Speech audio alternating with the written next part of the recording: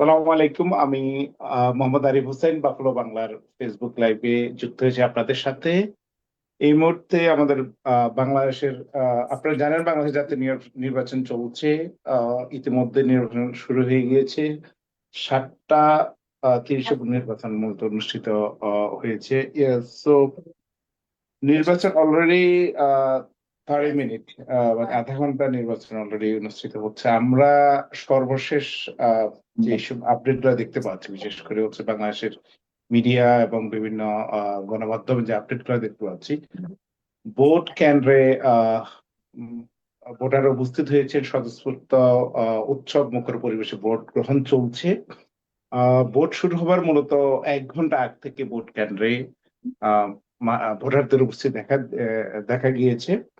তো এই মুহূর্তে আমাদের সাথে বাফলো বাংলার ফেসবুক লাইভে যুক্ত হচ্ছেন নিয়াজ বাগদুম ভাই। নিয়াজ বাগদুম ভাই এই মুহূর্তে বাফলো বাংলাদেশে অবস্থান করছেন। উনি আহ, ঢাকার একটি ভোট কেন্দ্রে আছেন। ঢাকা থেকে উনি আমাদের বাংলাদেশের ভোটের হাল চিত্র এখন আমাদেরকে জানাবেন তথ্য।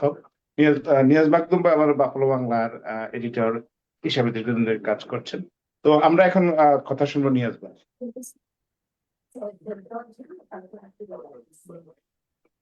জি, নিয়াজ আসসালামু ভাই আমাকে আলাইকুম। শুনতে পাচ্ছেন? জি জি, জি। শুনতে পাচ্ছি। আসসালামু আলাইকুম আরিফ ভাই। আহ, আমি এখন ঢাকা 18 আসনের আমি অবস্থান করছি।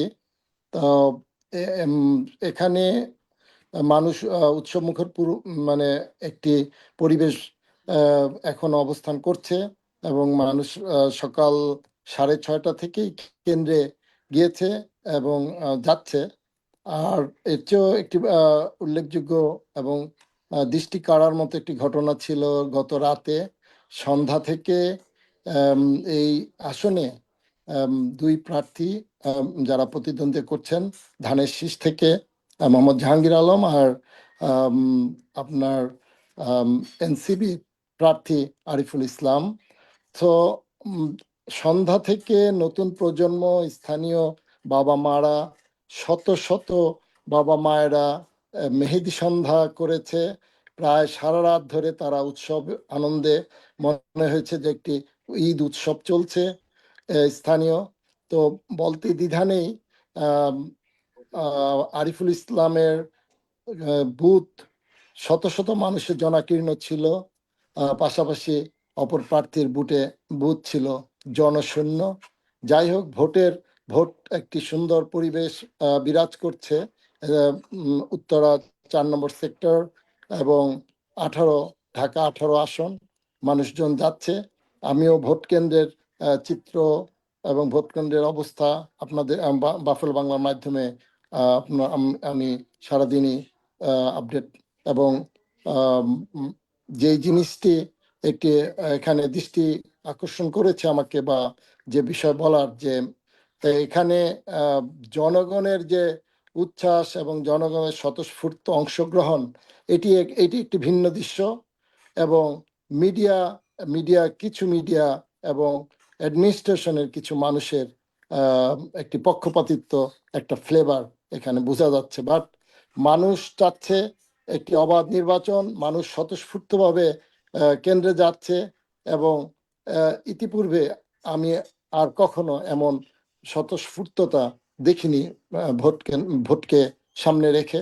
সো আমাদের দেখার বিষয়, এবং আশা করছি সারাদিনই শান্তিপূর্ণ পরিবেশে ভোট আমি নিয়াজ ভাই, বিভিন্ন কেন্দ্রে যাব। আমার সর্বশেষ আপনার বিষয়ে একটু আপনার কাছে আপডেট জানার ছিল। সেটা হলো আমরা বিভিন্ন মিডিয়াতে দেখেছি গতকাল রাতে একটি নির্বাচনে অংশগ্রহণ করে একটা বৃহৎ দলের বিরুদ্ধে আহ অর্থ সহ হলো যে কিছু নেতাকর্মী গ্রেপ্তারের দৃশ্য আমরা দেখেছি। আবার এটা নিয়ে সাংবাদিকদের মধ্যেও একটা গ্রুপের মতবিরোধ ছিল যে এটা এক ধরনের মিডিয়া ট্রায়াল, নির্বাচনকে বানচালের ট্রায়াল চেষ্টা করা হচ্ছে। অন্যদিকে বিএনপির পক্ষ থেকে কিছু অভিযোগ ছিল যে একটা রাজনৈতিক দল ভোটের দিন রাতে, এটা আপনি কি মনে করেন যে এটা নির্বাচনে এই ধরনের কোনো প্রভাব পড়বে এখন এই ধরনের প্রচারণা,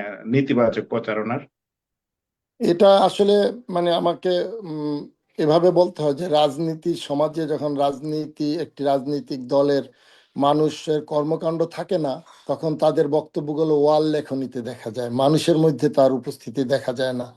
তো এখানে মিডিয়া যেই স্ক্রল গুলো আসছে বা মিডিয়ার, আমি সব মিডিয়ার কথা বলবো না, বা আমি মানে কিছু মিডিয়া বা মানে যারা বায়াস আমি বলবো, তারাই শুধু এগুলি লিখছে। কিন্তু আপনি যদি ঢাকায় আসেন বা ঢাকার মানুষের সাথে কথা বলেন, এবং বাস্তব চিত্র যেটা, সেটা আসলেই সম্পূর্ণ ভিন্ন চিত্র। ইতিপূর্বে আমরা দেখেছি ইউনিভার্সিটিগুলোতে জরিপ, কোনো দলকে 3 নম্বর 4 নম্বর করেছে, কিন্তু রেজাল্ট দেখা গেছে একটি দলের পক্ষে মানুষের মানে অবাধ মানে তাদের ভোট পড়েছে, তারা বিজয়ী হয়েছে।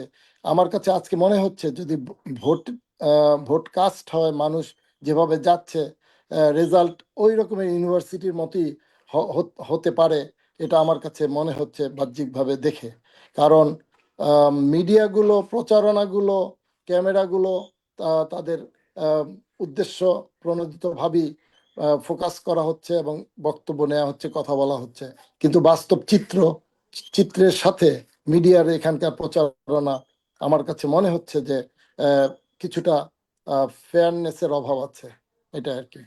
তো আমরা জি, দেখাবো, সেটাই আমরা বলছিলাম। যাব বিভিন্ন জায়গায় যে না না, বলছিলাম যে গত রাত্রের ভোটের মানে গত রাত ভোটের আগের দিন রাত্রে যে বিষয়টা আমরা দেখলাম, মানুষকে এক ধরনের বিভ্রান্ত করার চেষ্টা করা হচ্ছে।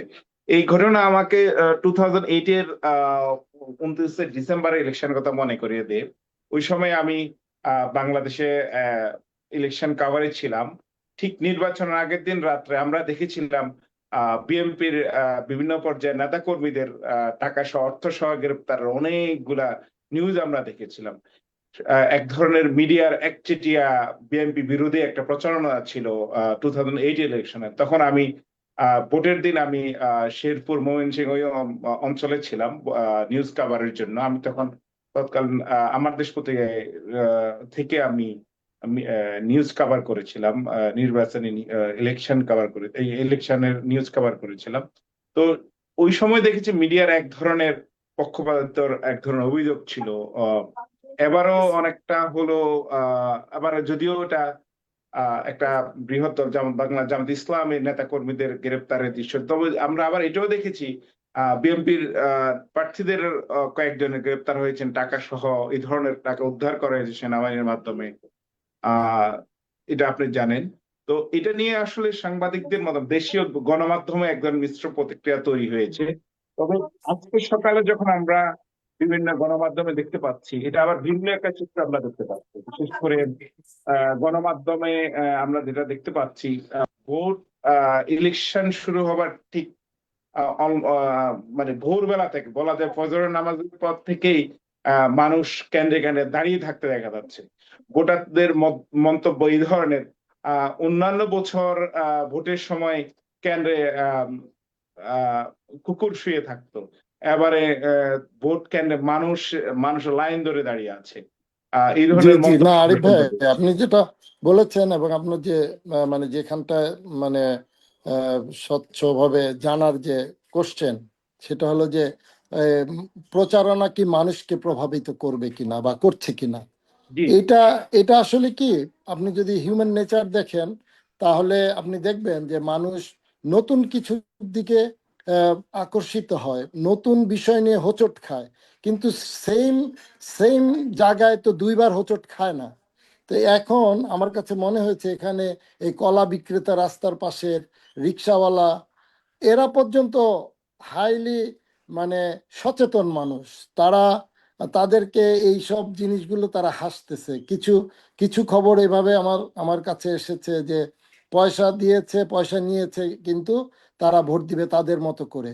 সো এই যে বিষয়, এই জন্যে এই প্রচারণাগুলো যাদের পক্ষেই যাক যাদের বিপক্ষেই যাক, মানুষ কিন্তু প্রিসেট মাইন্ড নিয়ে এবার ইলেকশনে ভোট দিতে যাচ্ছে। আগে যে বিষয়টা কাজ করতো, একটা ভীতি কাজ করতো যে আমার জীবন বিপন্ন হবে কিনা, এখন সেটাও কিন্তু গত 16 বছরে অধিকাংশ মানুষের মন থেকে চলে গেছে। আর না হয় গত রাতে আমি, মানে এটা কোন দল কোন পক্ষ বিষয় না, আমি অভিভূত হয়েছি যে মানুষের স্বতঃস্ফূর্ত একটি ইলেকশনকে স্বতঃস্ফূর্ত ভাবে সম্পন্ন করার জন্য মানুষ যে ঈদের মতো মাঠে নেমে গেছে। আমরা চাঁদ রাতে আমরা ঢাকায় আগে উদযাপন যেভাবে করতাম, আপনি কোনো অংশে চাঁদ রাতের থেকে কম না। কেউ কেউ বলতেছে যে গয়াল জবাই করে খাওয়াবো আমাদের ওই বিজয়ী হলে, এবং রাতে মেহেন্দি দিতেছে, মানে মেহেদি দিতেছে। আমি কয়েকটা ক্লিপ আপনাদের পাঠিয়েছি। সো এটা হলো এবারের নির্বাচন, এবারের মানুষের সম্পৃক্ততা এবং এবারের মানুষের সিদ্ধান্ত নেয়ার বিষয়টা প্রিসেট। এটা আপনি এখন হঠাৎ করে কিছু করা, এটা বুমেরাং ছাড়া আর কিছুই না। এটাই আর কি আমার অবজারভেশন। আরিফ ভাই, তো আমিও মানে ইনশাল্লাহ আপনাদেরকে কেন্দ্র থেকে আপডেট জানাবো ইনশাল্লাহ। তো এটাই। তবে মানে যেই রেজাল্টই হোক, মানুষ আসলে সংস্কার চায়, মানুষ একটি ভিন্ন বাংলাদেশ দেখতে চাচ্ছে। এটা এটা মানুষের মধ্যে একেবারেই আম, প্রস্ফুটিত। তা, আহ, আহ, নিয়াজ বাগদুব্বা, আমরা আপনার বেশি আর সময় নেব না। আমরা অল্প একটু বিষয়ে কথা বলি। এবারে ভোটারের মূল 12 কোটি 77,11,000 ভোটারের মধ্যে, তার মধ্যে অর্ধেকের মতো প্রায় নারী ভোটার রয়েছে। আপনার কাছে এই কয়দিনে বাংলাদেশে নির্বাচন পরিস্থিতির মধ্যে আপনার কাছে কেমন মনে হচ্ছে? নারী ভোটারদের সমর্থন আবার কোন দলের পক্ষে রয়েছে? আপনার কাছে কেমন মনে হয়েছে এটা?